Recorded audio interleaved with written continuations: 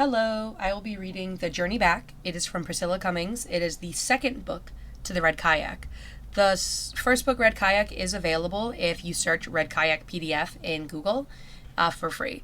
The Journey Back is unfortunately not, but I will be reading this through Amazon's Kindle, so the words will be on the page.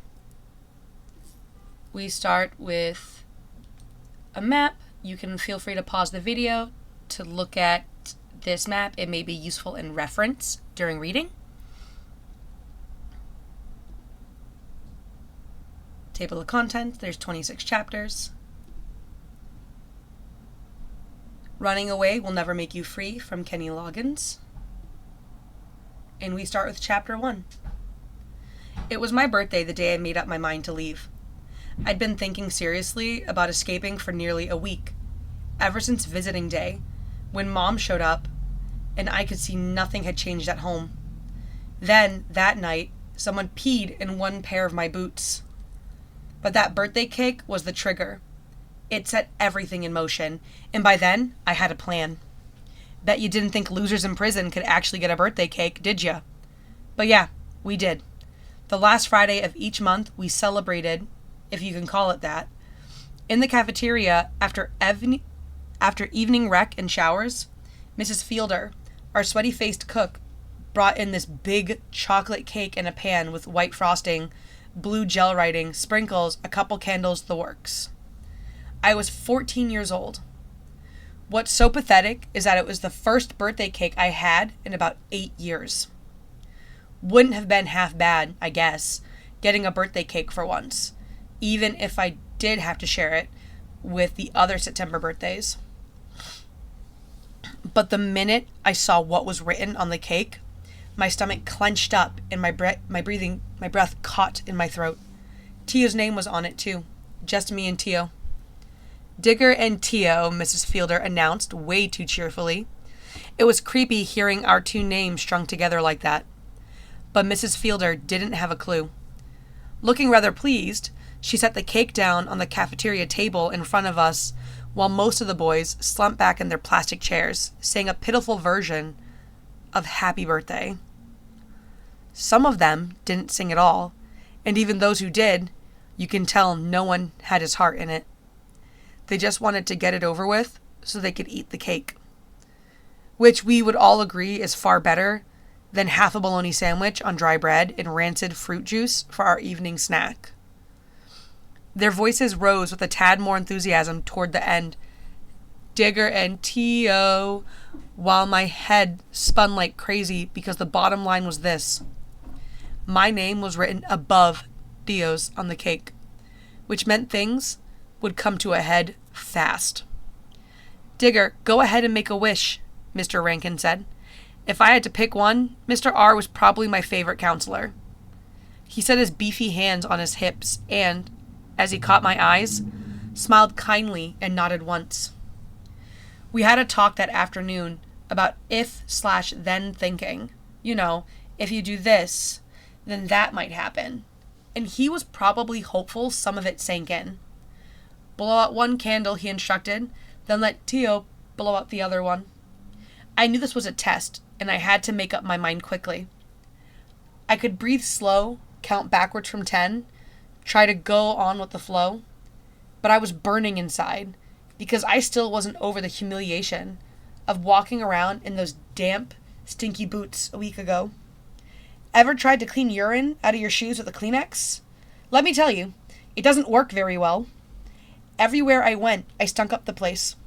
At least I knew who was behind it. My eyes flicked over to Tio and back. Unsmiling, he sat up stiffly, his chin up, his eyes narrowed, and rested his tattooed hands on the table directly across from mine. No way he was going to accept seeing my name above his on that cake. That's how small and mean he was. Maybe it was because half a brain gang mentality. I don't know. And frankly, I don't care. Still, I swallowed hard. All the boys were quiet, but perked up then, scraping their chairs back and leaning forward, watching me like hawks. They were waiting to see what I'd do, because with my hesitation and all, everyone could feel the tension. Go ahead, Mr. Rankin urged gently, and I glanced at him again, hoping that brief look could say what I couldn't, that I didn't hold nothing against my counselors, and I hated to disappoint them. Mr. R. and Miss Laurie, the mental health lady, they tried hard to set me straight. It wasn't their fault I couldn't change. I was doing what I had to do, which was get one up on Tio before he got one up on me. And then get the hell out of there and make it home in time to protect my mom and my little brother and sister. I stood up and, while staring down at the cake, drew in a chest full of stale cafeteria air that smelled like canned corn from dinner. Quickly, I wished to myself that Theo and my father would die miserable deaths. Then I leaned forward and blew both of those candles out. Stone silence. Sorry, I said softly, pulling my shoulders back, while 2 tiny wisps of smoke drifted away. I shrugged and looked at Theo. The slightest hint of a smile may have crept onto my lips. Looks like you don't get no birthday wish. It worked. Theo jumped up out of his chair so fast he knocked it over behind him. The little car thief may be short, but he was fast. In a flash, he lunged forward, picking up the cake with both hands and threw it at me hard. I jumped back on my toes and to the side quick, like a batter avoiding a fastball, low and inside. As the cake whizzed by, it hit a kid named Jimmy smack in the chest, then slid down the front of him, leaving a huge ski trail of frosting on his sweatshirt. He stood up, spreading out his arms, like, what the heck? And the pan clattered to the floor. What a sorry sight, and all that chocolate cake ruined. I felt a pang for Mrs. Fielder, because I'm sure she worked hard on that cake, and then stayed after her shift was over to see us get it. All her efforts gone in 2 seconds. I have to say, I knew exactly how she felt. I once cooked a cherry pie, first and only pie I ever made, for my mom, to surprise her on Valentine's Day. But that night, before we even got to eat any of it, my father came home, messed up, picked up the pie, and heaved it across the room. He missed my mother that time, but what a mess. Pieces of pie and glass all over the wall, all over the floor, my mother screaming, my brother and sister crying, and me getting my face pushed into it and my butt kicked at the same time. So no, I didn't have the heart to look at Mrs. Fielder, or time to dwell on wasted efforts, because Theo was springing up onto the table like a wild cat coming after me. Theo, stop! Mr. R. hollered. Stop right there! But Theo didn't take orders very well. I was ready for him. Balled up my fist hard and ducked as soon as Theo's 2 feet hit the floor, and he took a swing at me. Then I popped up fast and smacked him one square in his jaw with the hard ridge of my knuckles. A direct hit. It sent him flying back against the table, then onto the floor, where he tried to get up but couldn't and fell backward again. Poor jerk had a short memory. Didn't he remember that I knew how to fight? He may have been stunned for a second, but Theo wiped the blood from the corner of his mouth, spit, and threw a long, angry look at me. Suddenly, he jumped back on his feet, but Mr. R. and another counselor grabbed his arms to hold him back while Mrs. Fielder yelled onto the radio, Staff support! Kitchen! Theo's no weakling. He started yanking and bucking like a frickin' bronco until he tore away from the counselors. Rushing forward, he came after me again. The boys, all of them on their feet, moved aside, giving him a wide, clear path. Get him, Theo! Somebody called out. But I also heard an encouraging, Go Digger! And I wonder later if it was my old friend JT, because it sounded like his voice. Hard to believe, though, because JT and me, we had pretty much stayed away from each other ever since that wrenching ride out to Western Maryland in that prison van. Theo lunged and tried to grab the front of my sweatshirt, but again, I was too quick for him. I came up under his hands with my own strong wrists and knocked them clear away, making him spin around at the same time. Then I kicked him in the can, and he fell forward onto the floor where Mr. Rankin plopped down on him excuse me, and pinned Theo's arms behind his back. He's a big man, Mr. R. You can bet Theo wasn't going anywhere with Mr. R in his back. Honest, I had to stop myself from laughing at that point. Another counselor stood to block me, but I was done fighting for the night. I brushed off my hands and looked kind of longingly at the cake all over Jimmy and the floor. This other boy, Alex, ran his finger through some of the frosting on Jimmy's sweatshirt and licked it. A couple of the boys laughed softly, but the rest hung back without another word. None of them wanted to be caught laughing at Theo or making wisecracks, because they knew they'd pay for it down the road. Weird, but all at once, a quiet kind of sadness settled over the entire room. Guess it was dawning on all of us at that time. The realization that nobody would be eating cake or getting any kind of snack that evening. Just as I'd hoped, Theo and I were separated for the night.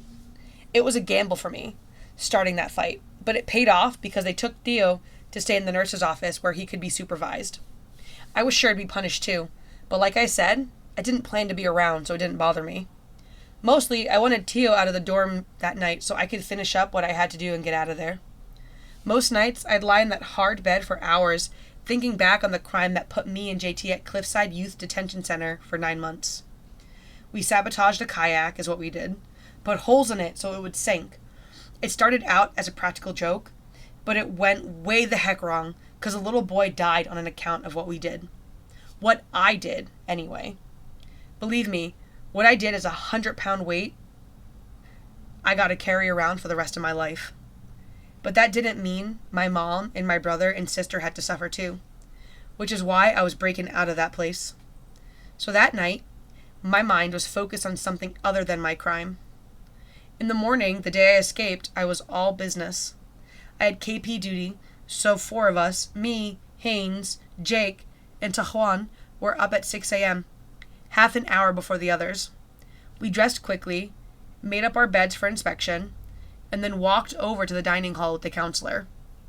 I was relieved to see Mrs. Fielder wasn't the morning cook, because I know if I could have faced her after what we did to see that cake. I don't know if I could have faced her after what we did to her cake that night. When we got to the kitchen, we hung up our sweatshirts and made sure our white t-shirts were tucked in. We also had to put on an apron and a KP duty hat, which is just a hairnet like old women wear. But I'm sure they didn't want to call it that or none of us would have worn it. Haynes and Jake, they got to work cooking up scrambled eggs and bacon, while Tuan and I laid out the cold stuff. Cartons of milk, juice, yogurt, and boxes of cereal for the kids who didn't eat eggs. Everything in prison is cheap. Even the cereal is generic. Or is it generic? Whatever. The word that means cheap. Like instead of Cocoa Krispies, it's Cocoaroos. And Fruity Pebbles are Fruity Diamonds. We got a kick out of that sometimes. Only that morning I wasn't laughing. Secretly, I pushed a small box of them Cocoaroos deep down into the pockets of my pants, because who knew how long it would be before I could eat again. At 7 a.m., the rest of the boys shuffled in, half asleep. Everyone took a tray and got in line.